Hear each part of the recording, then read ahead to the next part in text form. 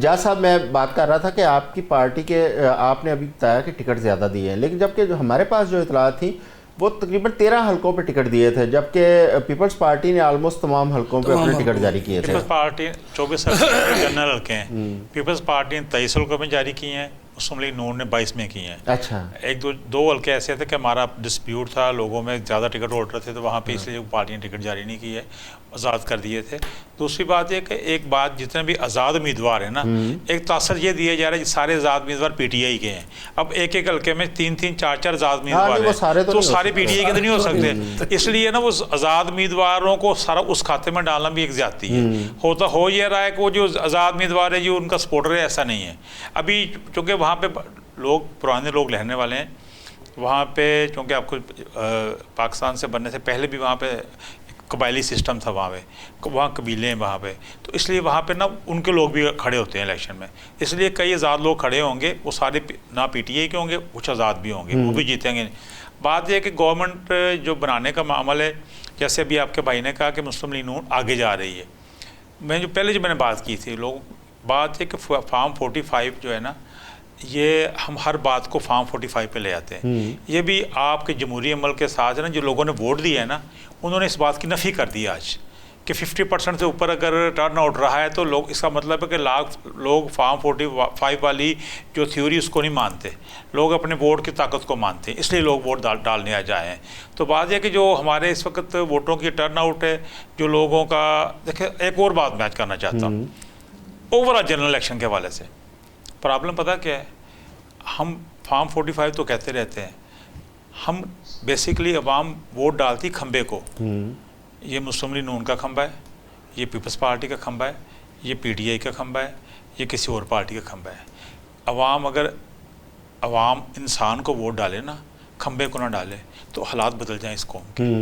हम अगर वोट डालने की, वोट की ताकत है, अगर वोट की बुनियाद पे पाकिस्तान बन गया था, तो हम वोट अगर हम अच्छी शख्सियत को डालेंगे तो सियासी जमातें मजबूर हो जाएंगी अच्छे लोगों को आगे लाने के लिए। आजकल के हालात अगर देखें ना, पाकिस्तानी कौम के जो हालात है, महंगाई ने जो बुरा हाल कर रखा है और हर चीज़ की कीमतें आसमान को छू रही हैं, मुझे लगता है कि सियासी जमातों के खंबे खासे कमज़ोर होते चले जा रहे हैं, और अवाम ने अगर अपने फैसले किए तो फिर सियासी जमातों के लिए खासी मुश्किलात पैदा होंगी। हमें स्कर्दू से हमारे साथी हैं जनाब दिलशाद साहब, उन्होंने हमें ज्वाइन किया।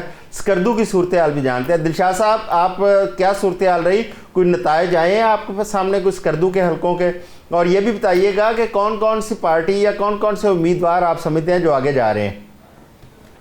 जी बिल्कुल, नताइज का जो सिलसिला है वो अभी जारी है। तो जो सबसे पहला जो नताइज मेरे सामने आया था वो MWM के मेसम काजिम जो है वो 161 वोट के साथ पहले नंबर पर थे, जबकि सईद मोहम्मद अली शाह पीपल्स पार्टी के ये 90 वोट के साथ दूसरे पोजीशन पर थे। ये जी पहले स्कर्दू हल्का 2 की मैं बात कर रहा हूँ, उसके अलावा स्कर्दू हल्का नंबर 1 ये तवज्जो का मरकज़ रहता है हमेशा। तो यहाँ की अगर बात की जाए तो पीपल्स पार्टी के जो सईद तोकीर मेहदी शाह हैं, उन्होंने 2334 वोट लिए हैं, जबकि इस्तेहकाम पाकिस्तान के राजा जलाल मकबून 2183 वोट के साथ दूसरे नंबर पर हैं। ये 19 पोलिंग स्टेशन के गैर सरकारी और गैर हतमी नताइज हैं। उसके अलावा अगर हल्का 4 रुंदू की बात की जाए तो वहाँ पर पीपल्स पार्टी के जो उम्मीदवार हैं राजा नासिर, वो पहली पोजीशन पर हैं, और इस्तेहकाम पाकिस्तान के वो टिकट होल्डर हैं मोहम्मद खान वजीर, वो दूसरी पोजीशन पर हैं। जी अच्छा, ओवरऑल क्या ये जो रिजल्ट आ रहे हैं इस पे उम्मीदवार जो प्रिजाइडिंग अफसर से फार्म 45 हासिल कर रहे हैं वो मुतमिन है? किसी किस्म के एतराज़ात तो नहीं सामने आए आपके? नहीं, अभी तक तो कोई एतराज़ सामने नहीं आया है। ज़ाहिर बात है, अभी तो जो काउंटिंग का जो सिलसिला है वो जारी है।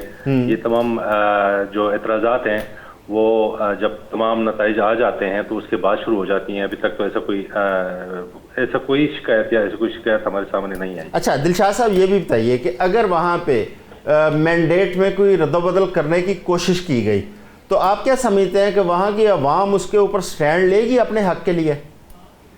देखिए, आवाम ज़ाहिर बात है एहतजाज होंगे, लेकिन क्योंकि ये पोलिंग का जो निज़ाम है वो कुछ ऐसा है कि यहाँ पर 100% श्योरिटी नहीं होती कि वाकई में हम हारे हैं या वाकई में हमारे साथ नाइंसाफी हुई। तो ऐसे में फिर अवाम थोड़ी सी तजस्सुस में रहती है, तो उस हिसाब से जिस हिसाब से एहतजाज होना चाहिए वैसे मुझे नहीं लगता कि एहतजाज होगा। अच्छा, वैसे पुरअमन रहा स्कर्दू के पूरे इलाके में इलेक्शन का माहौल? जी बिल्कुल, पंजाब से भी पुलिस आई थी और जीबी स्काउट्स भी सिक्योरिटी के फराइज अंजाम दे रहे थे, उसके अलावा जीबी पुलिस भी थी। बिल्कुल पुरअमन तरीके से सुबह 8 बजे से लेकर शाम 5 बजे तक इंतखाबात का जो सिलसिला था, जो वोटिंग का सिलसिला था, वो जारी रहा। और इस दौरान जो उम्मीदवार हैं वो भी मुख्तलिफ पोलिंग स्टेशन का दौरा करके इत्मीनान का इजहार करके वो वापस गए। ठीक हो गया, बहुत शुक्रिया दिलशाद साहब। अच्छा काजी साहब, जब जनरल इलेक्शन हुआ था 2024 में, उस वक्त भी पीटीआई के उम्मीदवारों के पास निशान नहीं था, लेकिन लोगों ने ढूंढ ढूंढ के जो हमायत याफ्ता उम्मीदवार थे उनको वोट डाला और तलाश कर लिए। आज जिस तरह एजाज हफीज साहब बता रहे थे कि तमाम जो आज़ाद उम्मीदवार हैं वो पीटीआई के हमायत याफ्ता तो नहीं होंगे। अच्छा, वहाँ पे आप लोगों ने क्या तरीकाकार इख्तियार किया कि जो पीटीआई के हमायत याफ्ता थे उनको लोगों ने कैसे शिनाख्त किया? जी चोई साहब, एग्जैक्टली 2024 वाली पॉलिसी को फॉलो किया गया और हमारे जितने भी ऑफिशियल पेजेस थे और चैनल्स थे उन सब पे उन 22 उम्मीदवारों की, जिस तरह ये बता रहे हैं कि 24 में से 22 बंदे हमने प्लॉट किए थे, तो उन 22 उम्मीदवारों के हल्के और निशानात विद देयर फोटोज वो हमने मुकम्मल तौर पर कोशिश की कि उनको फैलाएं, और खुद भी वहाँ के लोगों में बड़ा इंटरेस्ट था, उन्होंने यकीनन वो ढूंढ लिए होंगे। आपने देखें अभी लेटेस्ट 3 जर्नलिस्ट को बुलाया, विच वाज वेरी इंप्रेसिव। मैं देख रहा था चूंकि मैं नॉर्दर्न एरिया को बड़े करीब से जानता हूँ। आपने स्कर्दू से भी एक जर्नलिस्ट को बुलाया, आपने गिलगित से भी बुलाया, से बुलाया, तो आपने मोर और लेस तीनों हेडक्वार्टर्स जो है वो कवर किए हैं जीबी के। तो मैं ये देख रहा था कि जो हमारे असद साहब थे हुंजा वाले, उन्होंने अपनी उस सीट पे पीपल्स पाकिस्तान तहरीक इंसाफ के जो हमायत याफ्ता उम्मीदवार थे उनकी कामयाबी के बारे में बताया। जो हमारे स्कर्दू वाले दिलशाद साहब थे उन्होंने बताया कि 4 सीटें हैं, 4 में से एक पे MWM है, यानी कि वो भी पीटीआई की हमायत याफ्ता हो गई। एक पे उन्होंने इंडिपेंडेंट की बात की लेकिन उन्होंने क्लियरली बताया नहीं, लेकिन मुझे यकीन है कि वो भी पीटीआई के इंडिपेंडेंट होंगे। और बाकी 2 पे उन्होंने पाकिस्तान पीपल्स पार्टी का बताया। जो आपके दरमियान वाले जो थे उन्होंने, अगर आप उनकी स्टेटमेंट को दोबारा रिप्ले करें तो उन्होंने सबको 4-4, 5-5 सीटें दे दी। तो मैं समझता हूं कि अगर हम अभी की अपडेट जो अभी आपने लेटेस्ट तीनों मेन जगहों से उठवाई है, तो अगर उसका ही तजिया कर लें तो जो मेरी वहाँ की लोकल इंफॉर्मेशन थी कि मुकाबला जो है वो पाकिस्तान पीपल्स पार्टी का और इंडिपेंडेंट्स ऑफ पाकिस्तान तरीके इंसाफ है। नून लीग वहाँ पे कहीं स्टैंड नहीं कर रही। अच्छा। पीपीपी का भी खास वहाँ पे माहौल नहीं है। तो मैं समझता हूँ कि फिर दोबारा हो सकता है कि एजाज भाई को कोई ऐसी फोन आ गई हो और तसल्ली दे दी गई हो, लेकिन मैं किसी भी हवाले से नून लीग की गवर्नमेंट वहां पे बनते हुए नहीं देख रहा।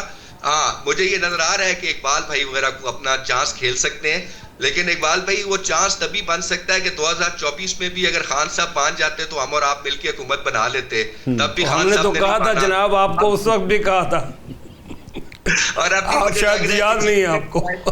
इस बात पे फैसला ना हो सके, लेकिन यकीनन जो मेरी वहां पे ऑन ग्राउंड जो इन्फॉर्मेशन थी, जो मुझे अपने दोस्तों से, अपने लोकल से, और जो मेरे पंजाब पुलिस के नौजवान वहां पे गए हुए हैं जिनसे मैं रफ्ता रफ्ता इन्फॉर्मेशन ले रहा था, तो बिल्कुल उसी तरीके से रिजल्ट सामने आ रहे हैं। मुकाबला is between Pakistan Peoples Party and Pakistan Tehreek Insaf. Noon is nowhere to be seen, और उसकी सिर्फ एक ही वजह है कि नून की पॉलिसी से, इस महंगाई के जोर से, इस बेहंगम जिस अंदाज में बोझ डाला जा रहा है आम आदमी के ऊपर टैक्सेस का, 55% तक कॉर्पोरेट टैक्सेस चले गए हैं। आपके अपने SIFC के जो हेड हैं उन्होंने अभी पीछे एक सेमिनार में खुद खड़े होकर कहा कि 55% टैक्सेशन के साथ मैं कहां से इन्वेस्टमेंट लेकर आऊं। तो मैं समझता हूं कि इन हालात में कोई पाकिस्तानी भी, फॉर्म 47 की मैं बात नहीं करता, 45 पे कोई भी इनको वोट देने को तैयार नहीं। बिल्कुल एजाज साहब, बड़ी इंपॉर्टेंट बात है कि जो ज़मीनी हक़ायक़ हैं वो भी वोटर को, आम आदमी को उसकी पॉलिटिकल एफिलिएशन के बावजूद वो उसको मजबूर करते हैं कि वो अपना फ़ैसला करे। आजकल जिस किस्म के मुआशी हालात हो चुके हैं, एक तो जंग की वजह से हालात कहते हैं चलें पेट्रोल महंगा हो गया, लेकिन जब भी बजट बनता है हमें IMF की बत्ती के पीछे लगाती हैं तमाम हुकूमतें कि IMF के कहने पे ये कर रहे हैं। अच्छा, एक तो ये कि क्या IMF मजबूर करती है कि सारा बोझ निचले तबके पे डाल दें? वो जो एग्रीकल्चर, वो ज़िम्मेदार, बड़े ज़िम्मेदार हैं, IMF तो कहती है कि उनसे भी आप टैक्स लें, IMF तो आपको कहती है कि आप अपनी असम्बलियों के अंदर, अपने ब्यूरोक्रेट्स के अंदर उनके अखराजात भी कम करें। अच्छा, हुकूमत जब ये नहीं करती, आप तो क्योंकि अवाम से जुड़े हुए हैं, आप वोट लेने के लिए जाते हैं, क्या समझते हैं कि इस वक्त जिस किस्म के हालात हैं, क्या हुकूमती पार्टी को पजीराई मिल सकती है? देखें जी, जो लोगों की एफिलिएशन है ना, वो इस बातों से हटके होती है। उसकी अब मेरे भाई ने बात की है जी, वहाँ नून तो नज़र ही नहीं आ रही। अच्छा, मगर शायद वो अपनी, चूँकि उनका प्रॉब्लम ये है कि उनको नून नज़र ही नहीं आती, इसलिए तो वो कहते हैं जनाब आज इस सूरत हाल में बैठे हुए हैं। अगर माजरत के साथ ये PTI के दोस्त ना पॉलिटिकल फोर्सेस के साथ चलते हैं ना, आज पॉलिटिकल फोर्सेस पाकिस्तान में कमज़ोर ना होती। पाकिस्तान में कमज़ोर होने की वजह इनका रवैया ही है। जब ये पॉलिटिकल लोगों के साथ बात नहीं करते तो ये हमेशा चोर दरवाजे से रास्ता कोशिश करते हैं बनाने की, अभी वो ये कर रहे हैं। दूसरी बात यह है कि जो महंगाई, इसमें कोई शक नहीं है, उसकी प्रॉब्लम यह है कि पाकिस्तान की एक्सपोर्ट ही नहीं बढ़ी। पिछले कई दहाइयों से आप देख लें कि मतलब माजरत के साथ जब डॉलर 100 रुपये का था तो हम 25 अरब 22 अरब की एक्सपोर्ट करते थे। 180 का चला गया, हम 25 से 30 पे आ गए। 280 पे चला गया, आज भी हमारी एक्सपोर्ट वहीं खड़ी है। इसका मतलब है कि हमारा इंक्रीज़ हुआ, डिक्रीज़ हुआ एक्सपोर्ट में। उसकी बेसिक वजह यह है कि यहाँ पे जो अफसरशाही तमाम हुक्मरान, हमारी जमात भी आती है तो वो आके यही कहती है कि हम आवाम को सहूलतें दे रहे हैं, मगर यहाँ पे नई इंडस्ट्री नहीं लग रही, उसकी फॉरेन इन्वेस्टमेंट नहीं आ रही। उसकी वजह ये है कि आपको यहाँ पे जो बिजली का है, आपको पता है IPPs का बना हुआ है, शुगर माफ़ी है, सीमेंट माफ़ी है, IPPs है। ये 3 बड़े सेक्टर हैं इस वक्त पाकिस्तान को जो निचोड़ रहे हैं। तो आप ये देख लें कि ये एक सौ थोड़ा सा भूल गए हैं, चौथा माफिया अगर आप इसमें शामिल कर रहे हैं, पेट्रोल माफिया। पेट्रोल भी है जो सबसे ज़्यादा अफेक्ट कर रहा है हर चीज़ को, और इसी से महंगाई असल में पूरे पाकिस्तान में बढ़ रही है। पेट्रोल का मामला ये है कि बैनुल अक़वामी तौर पर देखिए, मैं बता दूं आपको, जो पेट्रोल के रेट हैं वो हमारे से मैच नहीं करते। हम उससे कहीं सस्ता पेट्रोल। चले इस पे खान साहब मैं आपकी तरफ आता हूँ, हम पेट्रोल पे ज़रा डिटेल बात करते हैं। अच्छा, बात ये है कि इस वजह से ना अवाम जो है ना वो वोट तो देती है, इसमें कोई शक नहीं, आज भी देते हैं। और जब आपको याद होगा जब PTI की गवर्नमेंट थी ऊपर भी और सूबे में, दोनों जगह पे, मरकज़ में, पंजाब में, तो सारे ज़िमनी इलेक्शन मुस्लिम लीग नून जीती थी उस वक्त भी। ये बात नहीं है, दोस्त मेरे ना वो चीज़ें भूल जाते हैं। और जो निशान की बात कर रहे हैं तो इसकी रवायत किसने डाली थी? सेनेट में सबसे पहले मुस्लिम लीग नून का निशान छीना गया था। वो चीज़ें ना रिकॉर्ड का हिस्सा है सारी चीज़ें। जब जिस चीज़ की रवायत डालेंगे ना कल को आपके सामने वही आती है, ये चीज़ें सारी सबके सामने फिर आती हैं। इसी तरह मुस्लिम लीग ने डिलीवर किया है। आप कोई मेगा प्रोजेक्ट देख लें पाकिस्तान का, सारे मेगा प्रोजेक्ट पाकिस्तान मुस्लिम लीग नून के दौर पर बने हैं। चाहे वो एटमी धमाके भी मुस्लिम लीग नून के दौर में हुए हैं। जब जो मोटरवे बनी है, जो आपकी शहर रेशम इतना ज़बरदस्त रोड, तो सारे इंफ्रास्ट्रक्चर पे जितना काम मुस्लिम लीग नून ने किया किसी और ने नहीं किया। इसके भी तो वोट होते हैं। महंगाई की वजह से वोट प्रॉब्लम में ज़रूर आता है, इसमें कोई शक नहीं। चीज़ें महंगी हैं, इसमें भी कोई शक नहीं है, मगर इंशाअल्लाह ताला बेहतरी की तरफ हालात गामज़न है। उम्मीद के साथ कि इंशाअल्लाह ताला हालात बेहतर होंगे। अच्छा, ठीक है। अच्छा खान साहब, आप पेट्रोल की बात कर रहे थे जी। पाकिस्तान के अंदर जंग जो लगी उसमें आपने हरमस बंद हुई, पूरी दुनिया के ऊपर एक इम्पैक्ट आया, लेकिन पाकिस्तान के ऊपर जो हम इम्पैक्ट देख रहे हैं वो ऐसे लगता है कि उस जंग के सारे अखराजात पाकिस्तान की कौम ने अदा करने हैं। उसकी वजह है कि इंडिया के अंदर 3% पेट्रोलियम मसनूआत पे उनकी कीमतें बढ़ाई गई, बांग्लादेश में 14.4% बढ़ाई गई, पाकिस्तान के अंदर 62% बढ़ाई गई। अच्छा, दूसरा इस पर एक और चीज़ बता दूँ, आज पाकिस्तान के अंदर तकरीबन 382 से लेकर 384 रुपये तक पेट्रोल की कीमत है, वो उसमें ट्रांसपोर्ट चार्जेस डाल। अच्छा, जबकि अमेरिका के अंदर इस वक्त 1 गैलन पेट्रोल की कीमत है $4.30, जो कि तकरीबन 1200 रुपया बनता है। पाकिस्तान वो 3.5 लीटर का 1 गैलन होता है, पाकिस्तान के अंदर 3.5 लीटर पेट्रोल 1337 रुपये का बनता है। आज हम अमेरिका से भी महंगा पेट्रोल पाकिस्तान के अंदर ख़रीद रहे हैं।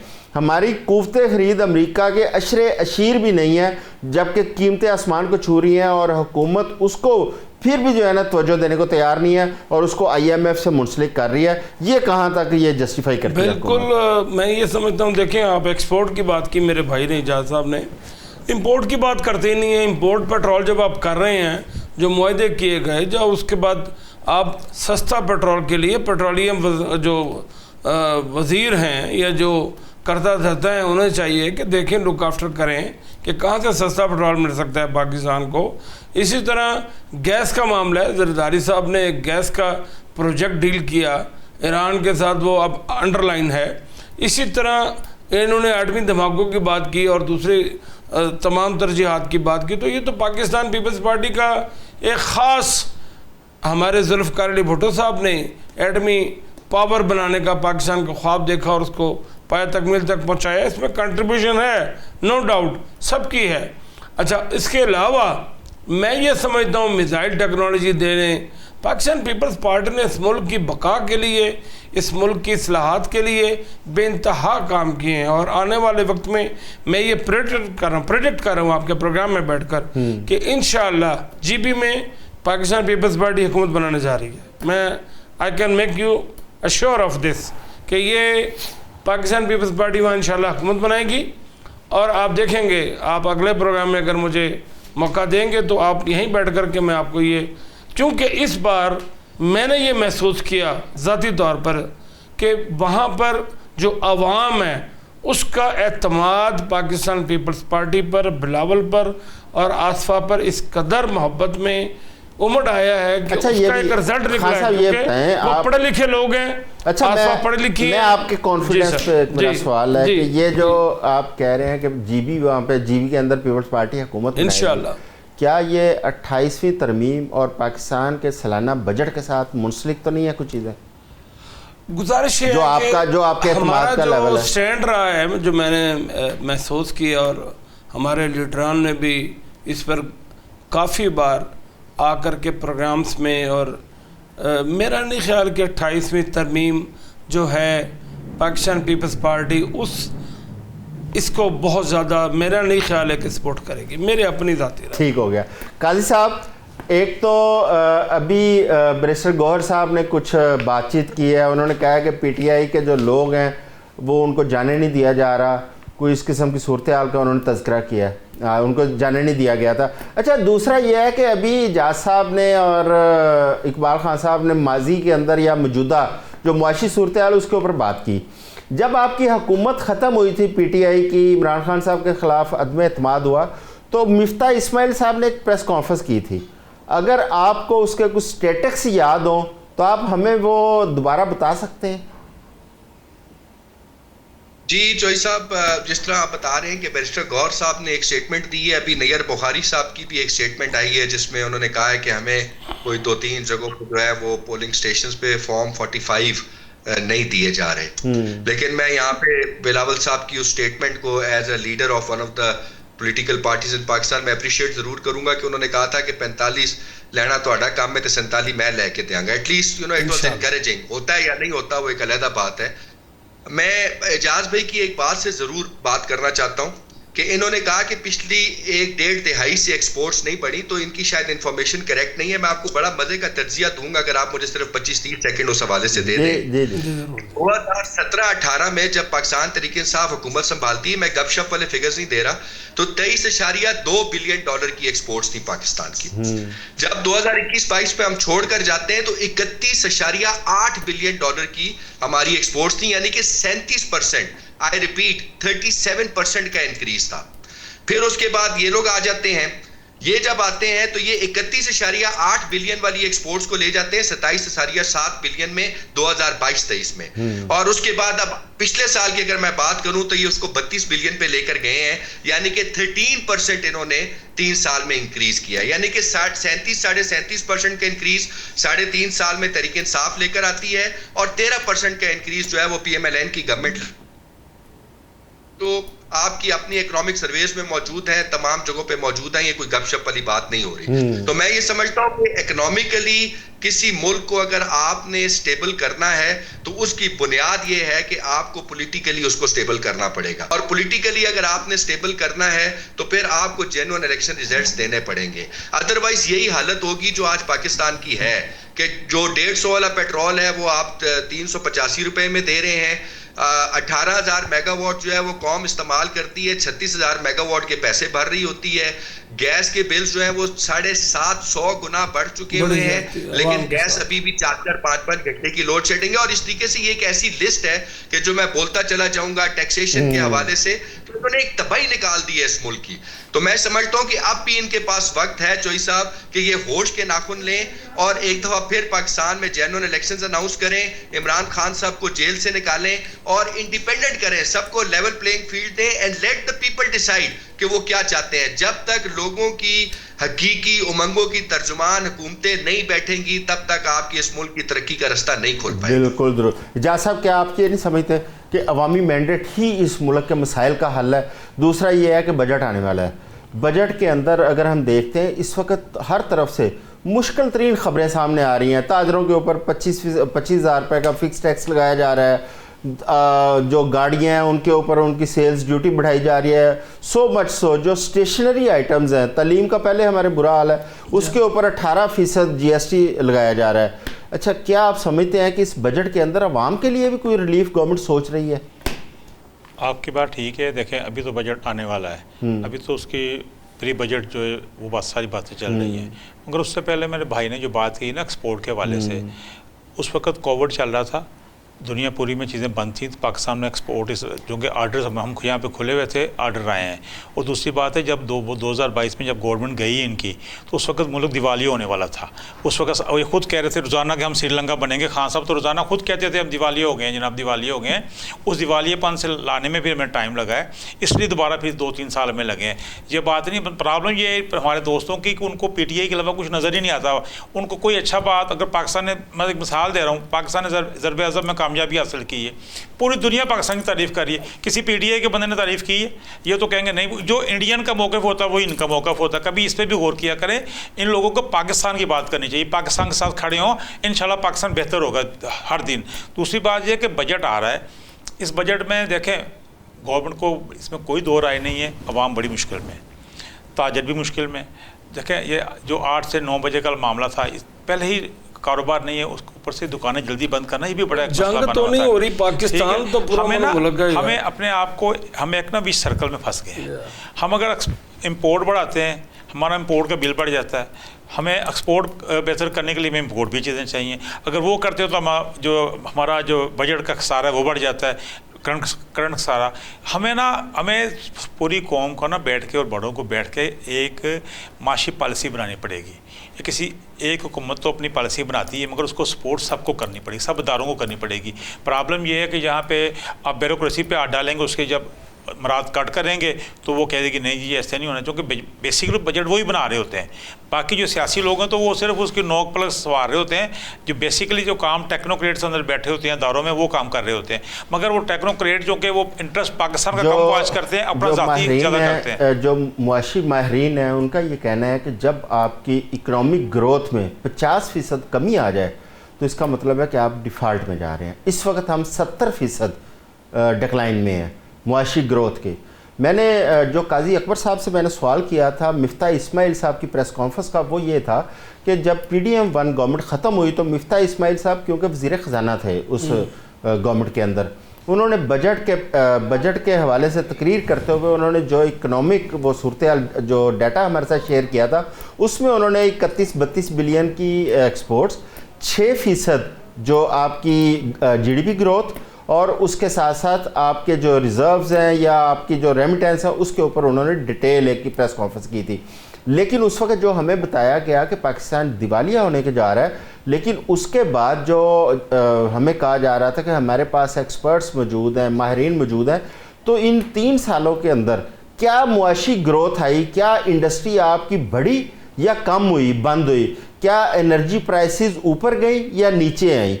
क्या आपकी एग्रीकल्चर में ग्रोथ आई या डिक्लाइन आया? मेरा ये सवाल था एजाज साहब आपसे। देखिए, बात यह है कि उसमें 2-3 बड़े काम थे। सबसे पहला अहम काम गवर्नमेंट ने किया, जो अपने इनका जो जहाँ पे ज़्यादा PIA थी, जो गवर्नमेंट ओन प्रोजेक्ट हैं बड़े, जो इंडस्ट्रीज़ हैं, उनको प्राइवेटाइज़ करने का। PIA हर साल 600-700 अरब रुपया ले लेती थी, उसको प्राइवेटाइज़ कर दिया, वो रास्ता रुक गया आज। इसी तरह स्टील मिल की भी अच्छा बारी जी, आएगी। PIA के ऊपर बहुत एतराज़ात हैं। पीपल्स पार्टी के रहनुमा चौधरी मंजूर साहब, उन्होंने एक वाइट पेपर उस पर जारी किया है जो PIA की जो प्राइवेटाइजेशन है उसको लेके, क्योंकि जितनी प्राइस के अंदर गो थ्रू प्राइस पे PIA को दिया गया है उससे तो सैकड़ों गुना ज़्यादा उसके एसेट्स हैं जिसके ऊपर बहुत सारे सवालात हैं। खान साहब, आप बिजनेसमैन हैं, आप क्या समझते हैं कि इस वक्त हुकूमत जो बजट के अंदर जो मुआशी पॉलिसीज़ लेके आ रही है, जो टैक्सेशन का आगे सारा लेके आ रही है, सीधा चीज़ें आपके सामने आई हैं, आप किस हद तक मुतमिन हैं कि ये बजट जो है वो फ्रेंडली होगा या IMF का डिक्टेटेड होगा? अच्छा, ऐसा मुझे पिछले दिनों नोटिफाइड किया गया है कि मुझे पाकिस्तान में लाहौर ताजर विंग पाकिस्तान पीपल्स पार्टी का जो ट्रेडर विंग है उसका सदर बनाया गया है। मुबारक हो जी आपको। बहुत शुक्रिया। और मैं ये समझता हूँ कि हम आजकल इसी बात पर बहुत ज़्यादा डिस्कशंस कर रहे हैं आपस में बैठ कर के कि हमें इस जो देखे इतना ज़्यादा लोन्स ले लिए गए हैं जिसका कोई मसरफ समझ नहीं आ रही, कोई डेवलपमेंट रोड्स या सिर्फ ट्रांसपोर्टेशन, हमें और भी मसाइल हैं। रोटी का मसला है, कपड़े का मसला है, छत का मसला है, मेडिकेशन का मसला है, हमारे पास ट्रांसपोर्टेशन का मसला है, हमारे बच्चों की एजुकेशन जो है वो इस कदर महंगी हो चुकी है इस मुल्क में। मैं ये समझता हूँ एजुकेट किस तरह होंगे बच्चे? तो नहीं, तो बजट के हवाले से क्या? जी, मैं उसी में ये बात आगे आकर के यही बात करने लगा हूँ आपसे। गुजारिश ये है, टाइम हमारे पास खत्म हो रहा है, मैं चाहता हूँ कि बजट में मैं ये समझता हूँ कि मुझे तो फिलहाल, आई एम सॉरी टू से ओपन कहूँगा कि मुझे तो कोई सूरत हाल से नज़र नहीं आ रही जिसमें कोई आवाम को रिलीफ मिलेगा। बहुत शुक्रिया जनाब इकबाल खान साहब, आपका बहुत शुक्रिया। इजाज़ फी साहब, आपका बहुत शुक्रिया। और काजी अकबर साहब, आपका बहुत शुक्रिया। काजी अहमद अकबर साहब, आपने टाइम दिया। अच्छा, हमने कोशिश की कि गिलगित बल्तिस्तान के इलेक्शन के साथ साथ पाकिस्तान की थोड़ी सी मुआशी सूरत हाल उस पर भी एक नज़र डाली जाए, क्योंकि बजट की आमद है, इंतखाबात हो चुके हैं, आज रात को उनके रिज़ल्ट भी आ जाएंगे और इस उम्मीद के साथ कि लोगों का जो मैंडेट है उसको तस्लीम किया जाएगा। जिन लोगों को वोट मिले हैं, जिन उम्मीदवारों को उम्मीद है कि वही मिलकर हुकूमत बनाएंगे और इस इलेक्शन के अंदर फार्म 45 और फार्म 47 का शोर-ओ-गोगा नहीं होगा, क्योंकि अगर इस किस्म के मसाइल खड़े हुए तो हमारा जो इंतखाबी अमल है उसके ऊपर पहले ही कई सवालात खड़े हो चुके हैं और वो मज़ीद दुनिया के अंदर हम तमाशा बनेंगे। आज के लिए बस इतना ही। अपना ख्याल रखिएगा। अल्लाह हाफ़िज़।